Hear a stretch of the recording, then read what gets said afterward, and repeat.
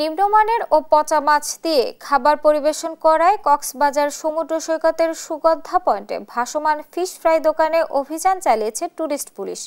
রোববার সন্ধ্যায় টুরিস্ট পুলিশের অতিরিক্ত ডিআইজি আপেল মাহমুদের নেতৃত্বে এই অভিযান চালানো হয়। এর আগে বেশ কয়েকজন ভুক্তভোগী পর্যটক অভিযোগ করেন, অর্ডারের সময় ভালো মাছ দেখালেও রান্না করে দেওয়া হয় পচা ও নিম্নমানের মাছ, যা শুধু অর্থের অপচয় নয়, স্বাস্থ্য ঝুঁকিও বাড়াচ্ছে। পর্যটকদের সঙ্গে প্রতারণা করলে কঠোর ব্যবস্থা নেওয়ার কথা জানায় পুলিশ।